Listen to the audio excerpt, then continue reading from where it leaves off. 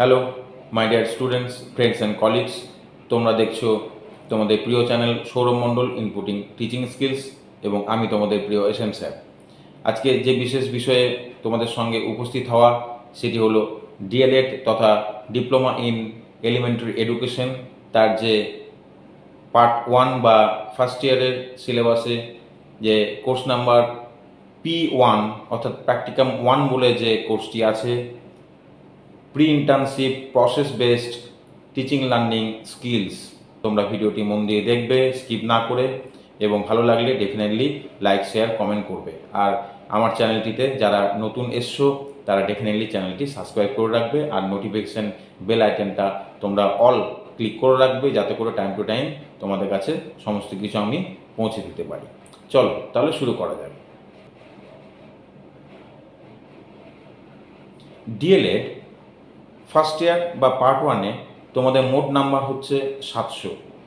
তার মধ্যে CC01 একটি জেনারেল পেপার আছে, চাইল্ড স্টাডিজ সেখানে 100 নাম্বার, এবং পরবর্তী যে CPS1, CPS2, CPS3 এবং CPS4 এই যে 4টি পেপার আছে, সেই 4টি পেপার অবশ্যই বেঙ্গলি, ইংলিশ, এনভায়রনমেন্টাল স্টাডিজ এবং ম্যাথমেটিক্স, এই 4টে পেপার আছে, সেখানেও 100 নাম্বার করে।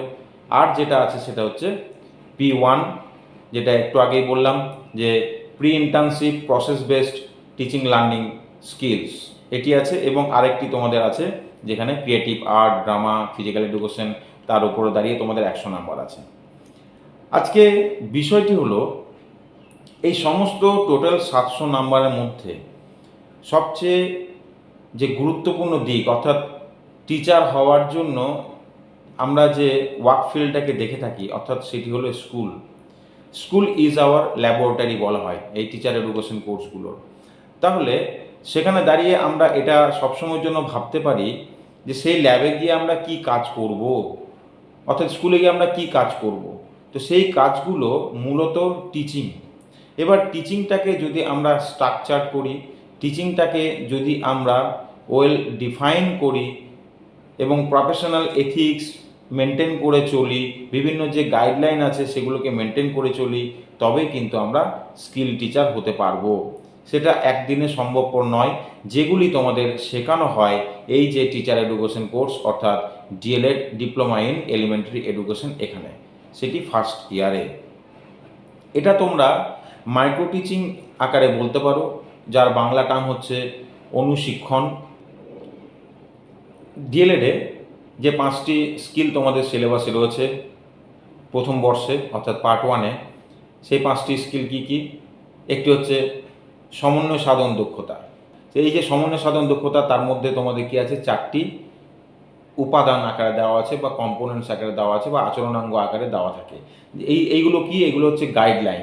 এই অনুযায়ী যদি তোমরা ওখানে অ্যাক্টিভিটি করো, প্র্যাকটিস করো, তাহলে কিন্তু তোমার ওই দক্ষতায় দক্ষ হয়ে যাবে বলে আশা করা যায়। তাহলে প্রত্যেকটা স্কিল, অর্থাৎ 5টা স্কিলে 4টে করে তোমাদের রিলেটেড বা প্রাসঙ্গিক তোমাদের কি আছে? তোমাদের উপাদান বা আচরণাঙ্গ বা কম্পোনেন্টস আছে। সমন্বয় সাধন, তার যে 4টি উপাদান, সেগুলি কি কি? প্রথমত সেটি হচ্ছে শিক্ষার্থীদের কাছ থেকে দৃষ্টান্ত গ্রহণ, দ্বিতীয় হচ্ছে শিক্ষার্থীদের দ্বারা যথাযথ উদাহরণ, তৃতীয় হচ্ছে শিক্ষার্থীদের দ্বারা অন্যান্য বিষয়ের সাথে সমন্বয় সাধন, এবং চতুর্থ হচ্ছে সাধারণীকরণ। এই 4টে যে তোমাদের উপাদান আছে সেগুলি অ্যাকচুয়ালি কি? আমরা শিক্ষার্থীদের কাছ থেকে আমরা উদাহরণ, বা আমরা প্রথমত শিক্ষার্থীদের কাছ থেকে দৃষ্টান্ত নেব।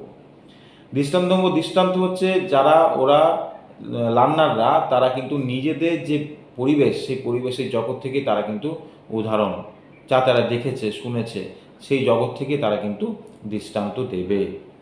এরপর শিক্ষার্থীদের কাছ থেকে আমরা যথাযথ উদাহরণ চাইব, অর্থাৎ আমরা যদি কোনো বিষয়কে উপস্থাপন করি, সেই বিষয়কেন্দ্রিক যদি আমরা কিছু জানতে চাই, সেই সম্বন্ধীয় তারা কিন্তু যথাযথ উদাহরণ শিক্ষার্থীরা দেবে। অর্থাৎ এখানে আমাদের শিক্ষার্থীদের কাছ থেকে যথাযথ উদাহরণ নিতে হবে। এরপর হচ্ছে বিভিন্ন বিষয়ের মধ্যে সমন্বয়করণ। বিভিন্ন বিষয়ের মধ্যে, অর্থাৎ আমি যে বিষয়টা নিয়ে গিয়েছি ওখানে, সেই বিষয়টাকে আমরা আলাদাভাবে কিন্তু তাদের কাছে পার্থক্য করছি না। সেই বিষয়টাকে পরিবেশের মধ্যেই লুকিয়ে আছে। তারা যখন নিজের জগতে থাকে, বাস্তবে থাকে, তখন কিন্তু এইভাবে তারা বাস্তবে থাকে না। এটি হচ্ছে গণিতের বিষয়, এটি হচ্ছে পরিবেশের বিষয়, এটি হচ্ছে ইংলিশের বিষয়, এটি হচ্ছে বাংলার বিষয়, এইভাবে কিন্তু তারা জীবনকে নিয়ে কাটায় না। তাহলে আমরা কেন ক্লাসরুম সিচুয়েশনে আমরা আলাদা করে গণিত পড়াবো, আলাদা করে ফিজিক্যাল আমরা যেটা বলে পরিবেশ বিজ্ঞান পড়াবো, আমরা বাংলা ইংলিশ, এইভাবে জিনিসটাকে করাটা ঠিক না। সেই জন্যই তোমাদেরকে বলা হচ্ছে, তোমরা আজ যারা শিশুকেন্দ্রিক শিক্ষা ব্যবস্থাকে পরিচালনা করছো, তোমরা ইনক্লুসিভ এডুকেশন অর্থাৎ অন্তর্ভুক্তিমূলক শিক্ষা ব্যবস্থার মধ্যে মধ্যে মধ্যে থেকে কিন্তু তোমরা টিচার হতে যাচ্ছ। তাই সেখানে কিন্তু তোমাদের মাথায় রাখতে হবে যে তোমরা কিভাবে তোমাদের ক্লাসরুম টিচিংটাকে করবে। তাই এই জায়গায় দাঁড়িয়ে তোমাদের রিহার্সাল দিতে হবে, বিভিন্ন বিষয়কে সমন্বয়ের মধ্য দিয়ে এগিয়ে যেতে হবে। অর্থাৎ একটি বিষয়ে যদি রিলেটেড কোনো কিছু থাকে, তাহলে অন্যান্য বিষয়ে সেখানে আমরা সেই জায়গা থেকে নিয়ে এখানে রিলেট করলাম। এভাবে বিভিন্ন বিষয়ের মধ্যেই কিন্তু আমরা ঘুরে বেড়াবো এবং সেইটাকে ওদের মধ্যে এমনভাবে মেলে ধরবো যাতে করে সব বিষয়গুলোর মধ্য থেকে তারা আসল জিনিসটা খুঁজে পায়। ওরা নিজেরা বিষয়কে আলাদা করবে না, সেইটা হচ্ছে সমন্বয়করণ। এবং সবশেষে আমরা বলবো, ওদের কাছে জানতে চাইবো যে তাহলে এখান থেকে তোমরা কি বুঝলে, কি জানলে, বা এই জায়গা থেকে কি আমরা বুঝতে পারলাম। অর্থাৎ সমস্ত কিছুর মধ্য থেকে একটা সবসময় জেনারেল ল থাকে, রুলস থাকে, একটা ফর্মুলা থাকে, অর্থাৎ এর থেকেও কমন জিনিস কিছু থাকে। সেই কমন জিনিস থেকে আমরা কি করি, সাধারণ জিনিসটা বের করার চেষ্টা করি এবং সেটা শিক্ষার্থীদের কাছ থেকে আমরা জেনে নেওয়া বা বুঝে নেওয়ার চেষ্টা করব যে এখান থেকে কি আমরা পেলাম সবগুলোর থেকেই। তাহলে তারা তখন সাধারণভাবেই সেই কথাটির অ্যান্সার দেবে। এই হচ্ছে তোমাদের সমন্বয়করণ দক্ষতা। সমন্বয়করণ দক্ষতা এইভাবে তোমরা বিভিন্ন বিষয় তোমাদের যেটা আছে, বাংলা, ইংলিশ, গণিত এবং তার সঙ্গে সঙ্গে হচ্ছে পরিবেশ বিজ্ঞান, সেই জায়গা থেকে তোমরা কিন্তু যে কোনো টপিককে বেছে নিয়ে তোমরা সমন্বয়করণ যে দক্ষতায়, সেই দক্ষতায় রিহার্সাল আকারে করতে পারো এবং তোমরা সেই অনুযায়ী তোমাদের মাইক্রো টিচিংয়ের যে লেসন প্ল্যান, সেই লেসন প্ল্যানটা তৈরি করবে। লেসন প্ল্যানের ফরম্যাট কেমন হবে সেটি আমি তার জন্য তোমাদের আলাদা ভিডিও তোমাদেরকে আমি করে দেবো। তোমরা আপাতত আজকে এই সমন্বয়করণ দক্ষতাটা তোমরা বুঝতে পেরেছো, এই আশা রেখেই আমি তোমাদের ভিডিওটি শেষ করলাম। পরবর্তী ভিডিও আমার থাকবে অন্যান্য যে স্কিলগুলো আছে সেগুলো নিয়ে। Best of luck.